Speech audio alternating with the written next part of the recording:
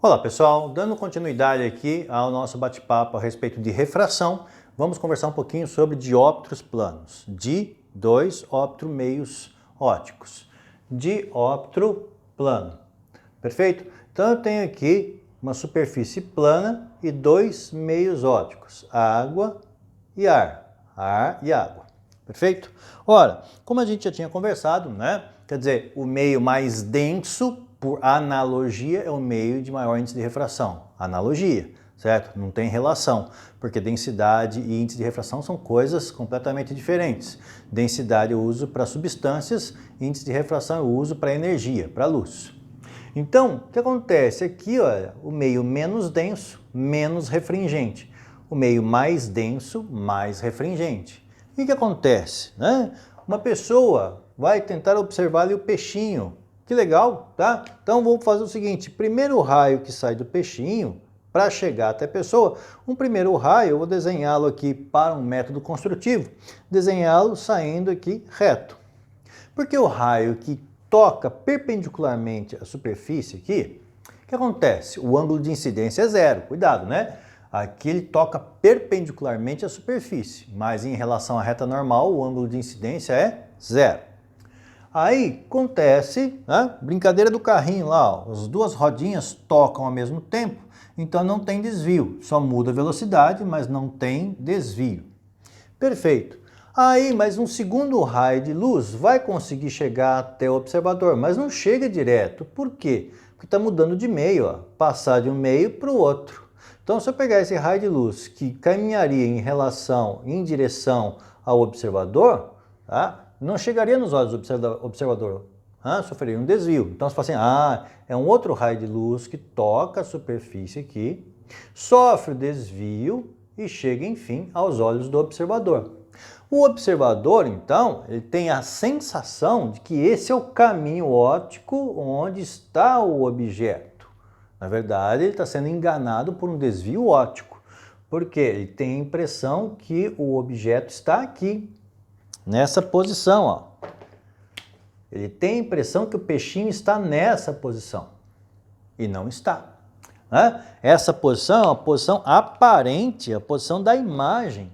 Essa posição da imagem, vou marcá-la aqui como DI. DI, posição da imagem. O objeto está muito mais embaixo, DO. Perfeito? Tá? Como é que eu posso determinar essa distância DI? Então, está aqui, ó, DI sobre DO. Né? Distância da imagem até a superfície de separação. DO, distância do objeto até a superfície de separação dos meios. Ou profundidade, né? Profundidade da imagem, profundidade do objeto. Então, DI sobre DO é igual a NO sobre NI. Ah, que legal. Dido, NO, NI.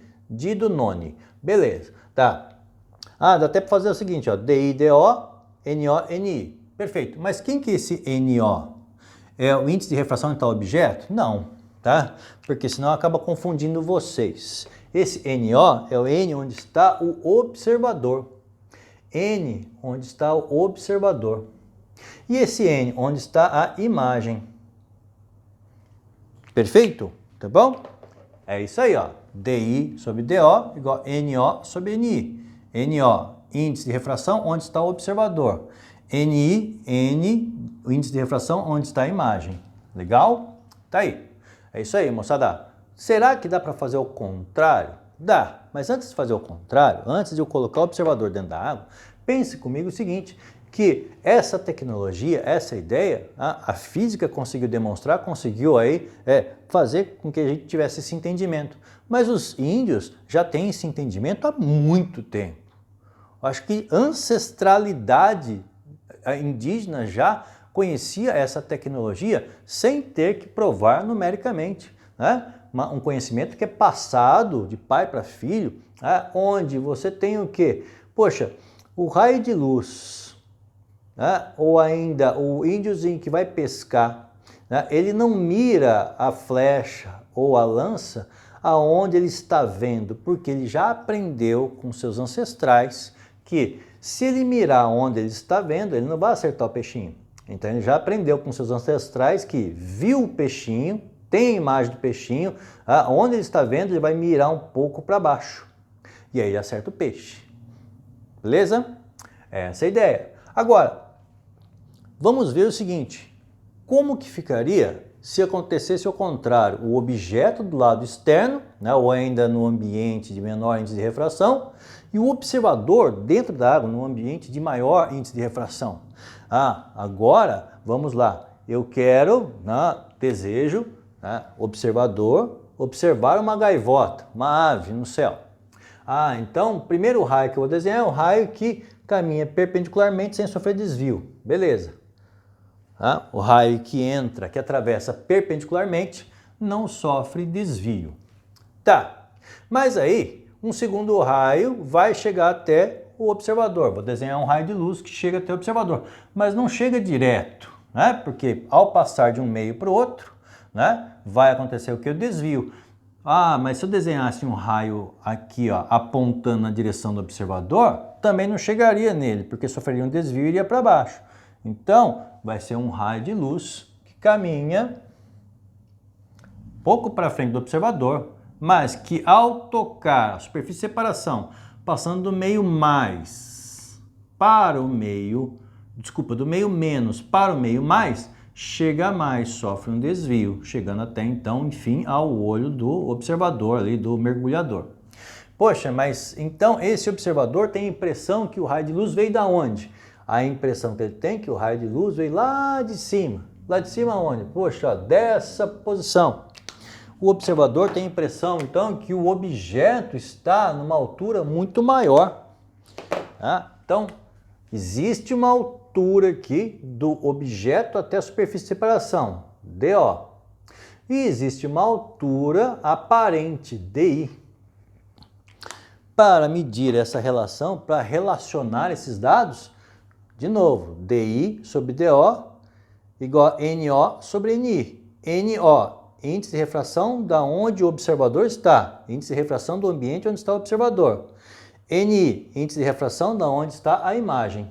Tá? Beleza? E assim, moçada, a gente tem a ideia de dióptro plano. Quando o observador no meio menos, observando algo no meio mais, a impressão é que a imagem se aproxima da superfície. Quando o observador no meio mais, observando o objeto no meio menos, tem a impressão do objeto se afastar da superfície. A gente pode até continuar com aquela brincadeira, né? Do meio menos para o meio mais, chega mais.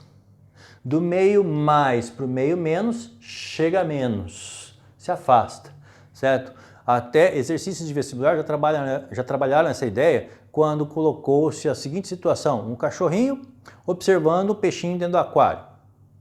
Qual é a sensação que cada um tem? O cachorro tem a impressão que o peixe está mais próximo da superfície da parede do aquário.